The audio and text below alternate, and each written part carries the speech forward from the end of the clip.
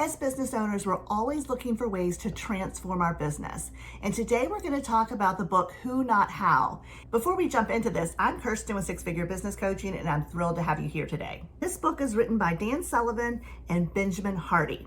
Now, I'll have to say I'm super excited to talk about this book because I was actually in Dan Sullivan's program, The Strategic Coach, for 3 years along with my friend Michelle, and we learned so much.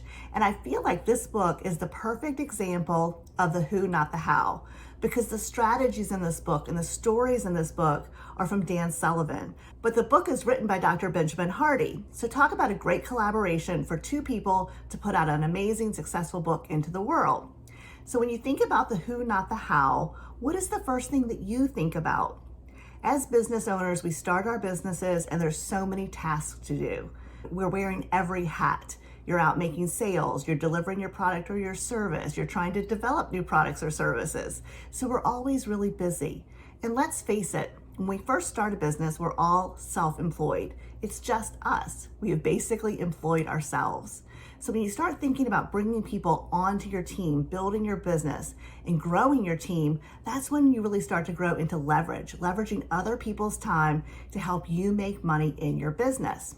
So in the book, Who Not How, one of the first things I want to talk about is how do you decide who to hire first? And are you hiring someone who can do things that you can already do? And an example of that is my business partner is an incredible graphic designer, and she can edit videos, and she's great with technology. She can basically do all the things. But the question is it the best use of her time? And in most cases, the answer is no. If she wants to do something creatively, absolutely she can. But a lot of times we hand off our video editing and our graphic design to someone on our team who's just focused 100% on those skills and they love doing them. And that allows her to act more as a CEO and to help us grow the business. The second thing I want to talk about is handing off tasks that you do not know how to do. So I am not tech savvy and I'm not a graphic designer, but I'm very good at delegating. As a business owner, one of the fears that I think that we have is handing off things to someone that we don't know how to do. And maybe that's because we're control freaks, right? We want to know how to do everything. We want to control everything. But what's interesting is I don't have to know how to do something. I don't have to know how to edit a video to tell the video editor, I love that B-roll. I don't particularly care for that graphic. The transition there is too quick. Slow it down, make it smoother. I can actually say what I like and dislike about the editing without ever knowing how to log in to a video editing software. It just takes the ability to find the right who.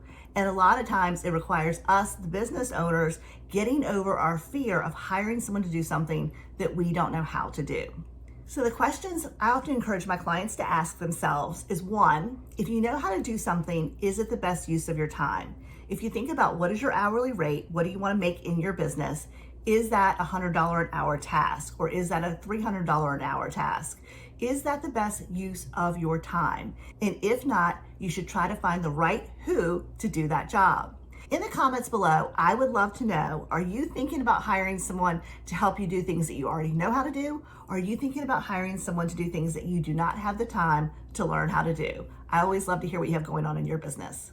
The second question I like to ask is, if you do not know how to do something, is it the best use of your time to learn how to do something? And most likely, learning how to do something you don't really enjoy doing is something you're going to put off, you're not going to enjoy. And let's face it, it's going to take you 10 times longer to do that particular task than it would to hire someone who knows how to do it and loves doing it. So when it comes to hiring a who to do something that you don't know how to do, the question you want to ask yourself is this the best use of my time to learn how to do this skill? Or should I invest my time learning how to hire the right person to do that for me? And I always think you're better off to develop skills that are more along the lines with being the CEO, the business owner. Learn how to hire the who to do the things that you can't do or that you don't have time to do anymore in your business. Now let's talk about another who that can really help you grow your business. Another who that you can hire to help you grow your business is someone to collaborate with. And a great example was Dan and Benjamin with this book. They partnered together to write this book. But there are lots of different ways you can have collaborations. There's lots of different ways that you can find who can help you grow your business, and perhaps you're helping them grow their business. So my first thought is a collaboration. So perhaps you can find someone who has a YouTube channel or a business or a Facebook group that talks to your ideal client, but they sell something different. Is there a way for you to collaborate, do videos together, promote each other through your email list, or interview each other in a Facebook group? What could you do to collaborate with someone else who has your ideal audience? Fantastic way to grow your business. If you're in a local business, can you find someone else, again, who has your ideal target audience who would be comfortable referring you business? I know we have people who actually refer us client after client after client because they have our ideal client and they know that what we do actually helps their client. So by referring us, it makes them look really good. And of course, it helps us grow our business and their client ends up happy because we fill a need that they have. So whether you're online or local, collaborations and referral partners can be a great way to grow your business. So after this video, take a couple seconds and write down who do you know that you could collaborate with? Who do you know that could help you grow your business? So I hope this concept of collaborating with other people has really got you thinking. In fact, take out a piece of paper and start writing down names of people that you know of that you could collaborate with, because I promise you it will help you grow your business. If you found this video helpful, please give us a thumbs up. And if you haven't already subscribed, please do. We'd love to have you here every week.